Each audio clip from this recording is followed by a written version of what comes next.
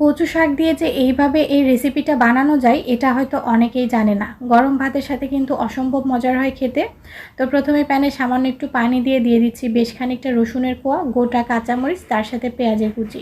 এবার ধুয়ে পরিষ্কার করে রাখা কচু শাকগুলো দিয়ে দিচ্ছি। আর এখানে কিন্তু আমি শুধু শাকের পাতাটাই নিয়েছি, ডাঁটাটা কিন্তু নেইনি। এখন ঢাকনা দিয়ে শাকটাকে বেশ ভালোভাবে সেদ্ধ করে নিতে হবে। আর এই সব কিছু খুব ভালো মতো সেদ্ধ হয়ে আসলে শাকটাকে এখন একটু ভর্তার মতো করে নিচ্ছি। তারপর বাকি যে পানিটা আছে কচুর মধ্যে সেই পানিটাকেও একদম শুকিয়ে নিচ্ছি। আর পানি থাকলে কিন্তু গলা ধরার একটা ভয় থাকে, এই জন্য কিন্তু পানিটাকে ভালো মতো শুকিয়ে নিতে হবে। তো 2টা শুকনো মরিচ একটু লাল লাল করে ভেজে নিলাম। এখন স্বাদ মতো লবণ দিয়ে প্রথমে শুকনো মরিচটাকে একটুখানি চটকিয়ে দিয়ে দিচ্ছি বেশ খানিকটা পেঁয়াজের কুচি। পেঁয়াজটাকেও মরিচের সাথে ভালোভাবে মিশিয়ে এখানে সেই কচু শাকটা দিয়ে দিলাম। দিয়ে এখন পেঁয়াজ মরিচের সাথে ভালোভাবে মিলিয়ে নিচ্ছি। তারপর লাস্টে একটু দিয়ে দিচ্ছি কাঁচা সরিষার তেল। তেলটা দিয়ে আবারও ভালোভাবে মিলিয়ে নিলেই কিন্তু মজাদার এই কচু শাকের ভর্তা একদম রেডি।